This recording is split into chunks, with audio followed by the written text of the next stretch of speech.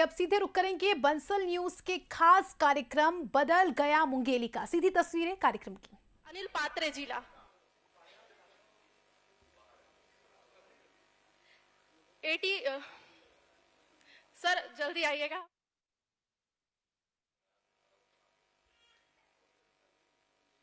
DFO ATR Ganesh Uma Ranjan sir से मैं निवेदन करूंगी कि वह भी मंच पे आए और उनके स्वागत जो है अनिल पात्रे जी जो है वो करें।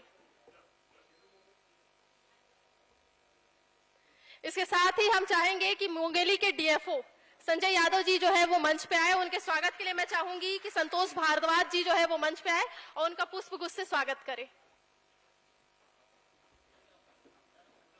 साथ ही हम चाहेंगे कि हमारे इस कार्यक्रम की बेला को आगे बढ़ाते हुए जिले में आखिर कितना विकास हुआ है इसे लेकर जो हमारे दो संवाददाता हैं उनके साथ ही जो है हमारे state head Aditya Namdev sir से भी मैं चाहूंगी कि वह भी मंच में आए और वो जो है चर्चा को आगे बढ़ाए। साथ ही शिखर देवांगन जी से भी मैं अनुरोध करूंगी कि वह भी मंच पे आए। मैं बहुत माफी चाहता हूं, आज बहुत समय का आप लोग सभी को इंतजार करना पड़ रहा है। प्रोग्राम थोड़ा सा डिले हो रहा है, मैं बहुत माफी चाहता हूं। मेरे ख्याल से 15 से 20 मिनट और लगेगा अरुण साहू जी को आने में, लेकिन दो बहुत महत्वपूर्ण मेहमान मेरे साथ अभी मौजूद हैं। एक तो डीएफओ एटीआर हैं, अचानक मार टाइगर रिजर्व के नाम से जिसे हम जानते हैं, और सबसे बड़ी बात है दूसरे आपके यहीं के हैं संजय यादव जी जो डीएफओ मुंगेली हैं। मैं दोनों का बहुत स्वागत करता हूं। मैं चाहूंगा कि तालियां बजाकर दोनों का आप स्वागत करें।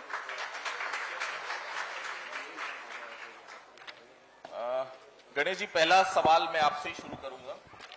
चूंकि एटीआर बहुत चैलेंजिंग है, बाघ के बारे में हर समय हम सुनते रहते हैं कि बाघों की संख्या बढ़ रही है, फिर कभी लगता है कि बाघों की संख्या कम हो रही है, अलग अलग तरह की खबरें आती हैं। सर, एटीआर के बारे में आपके आने के बाद एटीआर में क्या क्या काम हुआ है, थोड़ा सा एक बार पब्लिक को जरूर बताएंगे सर।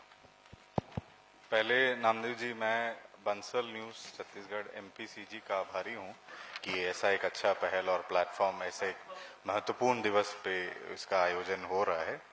अब आपके सवाल पे हम जब आ रहे हैं, अचानक मार टाइगर रिजर्व में ये मैं दावे के साथ कह सकता हूं कि टाइगर की संख्या में बढ़ोतरी हुआ है। 2022 के तुलना में जब मात्र 5 टाइगर था, आज हमारे पास 13 टाइगर का उपस्थिति का पुष्टि है अचानक मार टाइगर रिजर्व में। और आप अगर परसेंटेज वाइज देखेंगे तो एक 140% बढ़ोतरी टाइगर की संख्या में हुआ है। और एनटीसीए राष्ट्रीय बाघ संरक्षण प्राधिकरण के जो प्रोटोकॉल है इसके अनुसार प्रति साल 2 बार फेस 4 मॉनिटरिंग के तहत गणना और सर्वे का कार्य एटीआर द्वारा किया जा रहा है, जिससे बाघों की संख्या, बाघों की मूवमेंट के बारे में हमारे पास जानकारी आता है। और विंटर फेज 4 प्रक्रिया अभी चालू है, प्रगति पर है, और जब जनवरी फरवरी में उसका डाटा और रिपोर्ट आएगा, हमारा डाटा और पुष्टि होगा और टाइगर की संख्या के नया डाटा शासन को और प्रबंधन को उपलब्ध हो जाएंगे।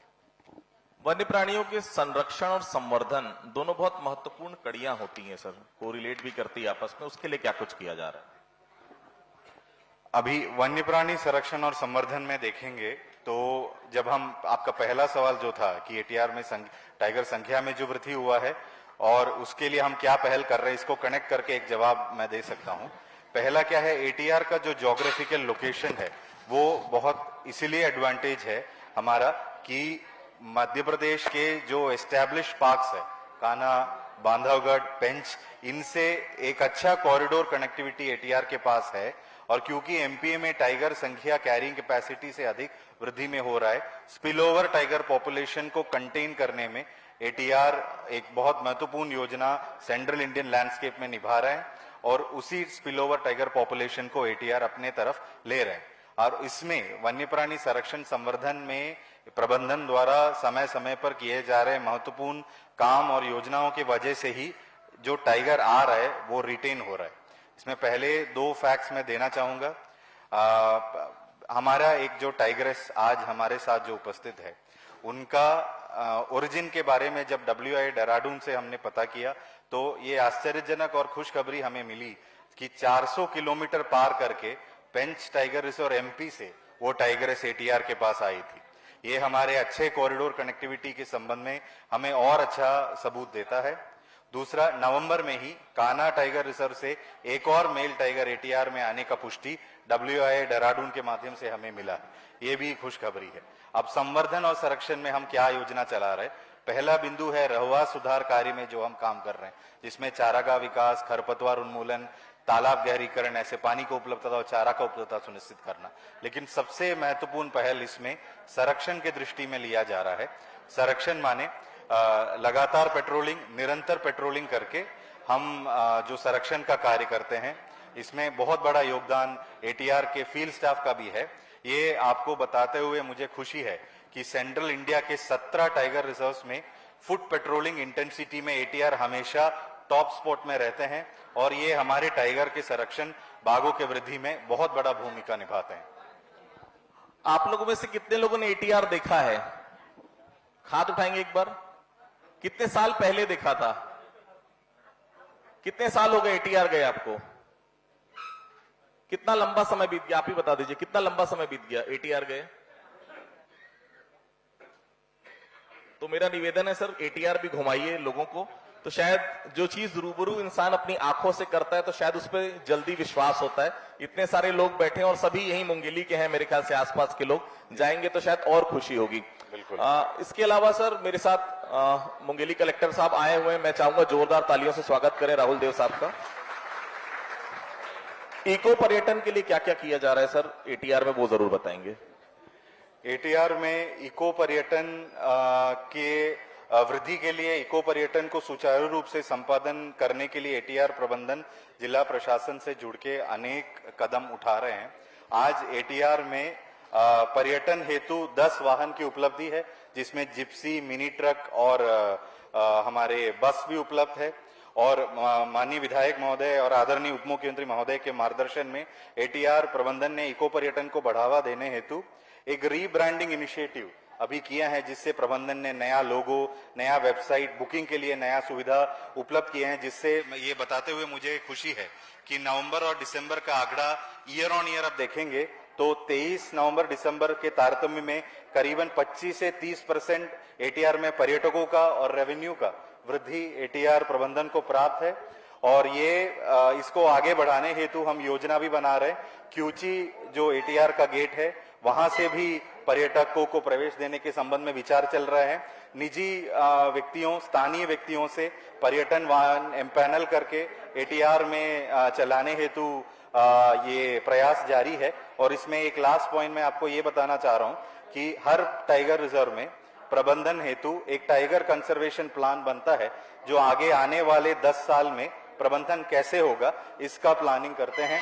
और क्योंकि हमारा पुराना जो टाइगर कंजर्वेशन प्लान है 25-26 में खत्म हो रहा है, हमारे पास एक मौका उपलब्ध है अभी एक नया टाइगर कंजर्वेशन प्लान बनाने का, जिसका प्रक्रिया जारी है। और उस टाइगर कंजर्वेशन प्लान में भी इको पर्यटन को सेंटर पॉइंट में रखते हुए हम योजना बनाया जा रहा है। बफर जोन बहुत महत्वपूर्ण होता है, क्योंकि बफर जोन में जो लोग रहते हैं उनके लिए आजीविका के साधन, क्योंकि वो इंसान वहीं रहेगा जब वहां रहता है, तो लेकिन उसके लिए आजीविका के लिए क्या प्रयास आपकी तरफ से किए जा रहे हैं? राष्ट्रीय बाघ संरक्षण प्राधिकरण एवं भारत सरकार का टाइगर रिजर्व गठन करने के वक्त ही विजन ये रहता है कि कोर में वन्य प्राणियों के संवर्धन हेतु गतिविधि जितने तेजी से हम करते हैं, उतना ही सह अस्तित्व, को एक्सिस्टेंस, वन्य प्राणी मानव सह अस्तित्व के लिए उतना ही प्रयास बफर में किया जाए। इसीलिए आजीविका मूलक गतिविधियों का निरंतर आयोजन हमारे बफर जोन में हम करते हैं। इसमें ये बताते हुए मुझे खुशी है कि पहला एक कदम इसमें हम ये उठाए थे कि आईसीआईसीआई फाउंडेशन के माध्यम से हम अपने गांव, एटीआर से जुड़े गांव के बच्चे को सेलेक्ट करके प्लेसमेंट ओरिएंटेड आजीविका प्रशिक्षण के लिए भिलाई में भेजे थे। और आज सभी बच्चे आज वो प्लेस्ड है और मार्च अप्रैल के महीने में माननीय उप मुख्यमंत्री महोदय से ही उनको पुरस्कृत किए गए थे। इसके अलावा हम एक नया पहल ये स्टार्ट किए हैं कि जो गोंड और गोदना आर्ट का, गोदना कला का जो पारंपरिक रूप से एटीआर के जुड़े क्षेत्र में प्रैक्टिस किया जाता है, हम उन कलाकार को प्रोत्साहन देके उनसे पेंटिंग और गोदना का कला बनवा के अपने सुवेनिर शॉप के माध्यम से भेजने का, और उनका पूरा डायरेक्ट बेनिफिट उन कलाकार को जो स्थानीय निवासी है उनको देने का एक योजना हमारा लागू है और चल रहा है। और तीसरा, ये सुवेनिर शॉप ही हमारा एक अच्छा पहल है, जिसमें मैं आपको बताते हुए मुझे खुशी है कि सिवलखार करके जो बफर के गांव हैं वही के महिलाएं सुवेनिर शॉप चलाते हैं, उन्हीं को उसमें जितना भी आय प्राप्त है उन्हीं को प्राप्त है। और 14 और लास्ट पॉइंट ये है कि जो इको पर्यटन का हमने चर्चा किया, इको पर्यटन में जितना भी जिप्सी चलता है, जितने में गाइड एम्प्लॉयड है, वो सब स्थानीय निवासी है, बफर के कोर के गांव के निवासी है, और उनको ये आजीविका मूलक गतिविधि के रूप में उनको डायरेक्ट बेनिफिट हम एटीआर प्रबंधन से प्राप्त है। संजय जी, तेंदुपत्ता संग्रहण बहुत महत्वपूर्ण विषय है। 4000 और कहां 5500, उसके लिए क्या कुछ काम किए जा रहे हैं? क्योंकि उस जगह पे जो आबादी रहती है, जो लोग रहते हैं, उनके लिए बहुत महत्वपूर्ण होता है तेंदुपत्ता संग्रहण। सबको मेरा नमस्कार। बंसल न्यूज को भी मेरी तरफ से धन्यवाद जो मेरे को इस मंच में बुलाया गया। जैसे कि तेंदुपत्ता आज ग्रामीण आजीविका का, वनवासियों का बहुत ही पुराना एक आर्थिक साधन रहा है, जिसके कारण से उनका आर्थिक उन्नति भी होती है, और साथ ही साथ उसमें छात्रवृत्ति योजना और बीमा योजना चलता है, उससे उनका सामाजिक दशा भी बदलती है। तो पिछले साल चूंकि हमारे जब से पहले 4000 मानक बोरा था तेंदुपत्ता का, प्रति मानक बोरा 4000 रेट, अब 5500 कर दिया गया है। इसके कारण से निसंदेह इस क्षेत्र में जो पहले लगभग 4000 संग्राहक थे, अब लगभग 5000 हुए हैं। 1000 संग्राहक संख्या बढ़ा है। साथ ही साथ जो 2 लाख पिछले साल 2023 में 2 करोड़ 20 लाख का हम लोग संग्रहण को राशि बांटे थे संग्राहक को, तो अब उसमें लगभग 3 करोड़ 30 लाख, यानी एक ही साल में कम से कम 1 करोड़ 10 लाख की वृद्धि हुई है, और संग्रहण की मात्रा भी बढ़ी है। तो निसंदेह हमको हमारे वनवासियों के तेंदुपत्ता संग्रहण में बहुत फायदा हुआ है, और उसमें खुशी व्याप्त है। मुंगेली में कहते हैं सर कि कलेक्टर का जितना बड़ा ज्यूरिडिक्शन है, उससे बड़ा ज्यूरिडिक्शन वन विभाग का है। क्या सही कह रहा हूं मैं? देखिए, उसमें तो जियोग्राफिकल एरिया में चूंकि मतलब जितना लगभग एटीआर मिला के है, एटीआर का क्षेत्र बहुत बड़ा है, और कलेक्टर साहब भी इसमें मतलब जब कभी वीसी होता है तो मैं देखा उनमें कलेक्टर साहब में जो ओ जाता है, जो तेज आता है बताने में, मुंगेली जिले में मेरा हम हुआ है तो मेरा बहुत अच्छा उस समय में मेरे भी लगता है रियल में बताने गौरवान्वित वाली बात रहता है कि हमारा मुंगेली जिला में फॉरेस्ट एरिया ज्यादा है, और निसंदेह बहुत अच्छा बात है मुंगेली जिले के लिए, क्योंकि जहाँ बहुत सारे ऐसे जिले हैं जैसे दुर्ग में मित्रा देखते हैं, और ऐसे जिले हैं जहाँ जंगल नहीं है, तो मुंगेली जिला उस मामले बहुत संपन्न जिला है। मैं संजय जी से अनुरोध करूंगा कि कलेक्टर साहब का पुष्पगुच्छ से स्वागत करें। आइए सर, 2 मिनट के लिए।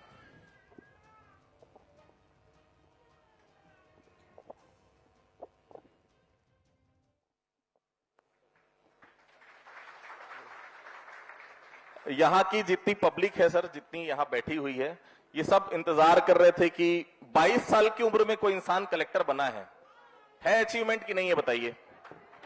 अंबिकापुर जैसे शहर से होकर आज यहां तक सर पहुंचे हैं, और निश्चित तौर पर जब हम लोग सोचते हैं कि हमको आगे करियर में करना क्या है, कहां पहुंचना है, तब आईएएस ये बन चुके थे। 22 साल बहुत छोटी उम्र रहती है। सर, मैं कोई पॉलिटिकल सवाल नहीं करूंगा, केवल मुंगेली जनता के लिए आपकी क्या सोच है? जनता यहां पर है, 2 शब्द जरूर जनता के लिए। Thank you, Aditya. First of all, congratulations to you for holding this program, such a nice program. And मैं इतना ही बोलूँगा कि मुंगेली जिले में मुझे काफ़ी लंबा वक्त हो गया है, और मेरा पहला जिला है एज ए कलेक्टर, और यहाँ के निवासी सभी लोग मुझे बहुत प्रिय हैं, और मेरे जीवन के जो प्रशासनिक जीवन के बहुत अच्छे जो मेमोरीज हैं वो मुंगेली से मुझे मिले हैं। तो मुंगेली की जनता के प्रति, यहाँ के जनप्रतिनिधियों के प्रति मेरा हमेशा प्रेम, स्नेह, सम्मान रहेगा, और मैं हमेशा चाहूँगा कि मुंगेली उन्नति करे, प्रगति करे, समृद्धि की ओर आगे बढ़े। और आपने जो प्रयास किया है, जिस माध्यम से आप हमारे जिले के जो इम्प्रूवमेंट्स हो रहे हैं, जो विकास हो रहा है, उसको आप कवर करने का आपका जो प्रयास है, उसके लिए मैं आपको भी बधाई दूंगा। और माननीय विधायकगण, माननीय उप मुख्यमंत्री जी जब आएंगे तो और बहुत सारी चीजें वो बताएंगे। मैं सिर्फ इतना ही कहूंगा कि मुंगेली जैसे जैसे आगे बढ़ेगा वैसे वैसे हमारा छत्तीसगढ़ आगे बढ़ेगा, और मैं कुछ छत्तीसगढ़ का रहने वाला हूं तो मेरे हृदय के बहुत करीब है। और मैं अभी दोनों डीएफओ साहब एटीआर और सामान्य मंडल के डीएफओ साहब की बात को गौर से सुन रहा था, तो इन्होंने भी अपने क्षेत्र में बहुत अच्छा काम किया है, इसके लिए इनको भी बधाई। और आप सभी लोग यहाँ पे आए हैं, बहुत अच्छा लग रहा है आप लोग के बीच में आके। एक छोटा सा सवाल सर, जनता यहाँ पर बैठी है, निश्चित तौर पर बहुत सारी माएं हैं यहाँ पर, बहुत सारे पिता हैं यहाँ पर, वो भी चाहते हैं कि उनका बच्चा भी कल कोई ना कोई कंपटीशन फाइट करके सफल हो। निश्चित तौर पर हर आदमी आईएएस आईपीएस नहीं बन सकता, कोई पीएससी फाइट करेगा, कोई खाद्य निरीक्षक, अलग अलग तरह की पोस्ट है, कोई शिक्षक बनना चाहता है। क्या कुछ कहना चाहेंगे, क्योंकि मेहनत का कोई सब्स्टिट्यूशन नहीं होता सर, मेहनत का एक ही मार्ग है, जब तक आप डेडिकेशन के साथ काम नहीं करेंगे आप आगे नहीं बढ़ सकते, ये एक सूत्र वाक्य है। क्या कुछ कहना चाहेंगे इनके लिए जिनके बच्चे कॉम्पिटिटिव एग्जाम के लिए तैयारी कर रहे हो? मैं बस इतना कहना चाहूंगा कि अपने बच्चे का साथ दें, क्योंकि मैं अगर यहाँ पहुंचा हूं तो इसलिए पहुंचा हूं क्योंकि मेरे माँ बाप ने मुझे उस समय सहयोग किया या मेरे पीछे खड़े रहे जब मुझे शायद उनकी सबसे ज्यादा जरूरत थी।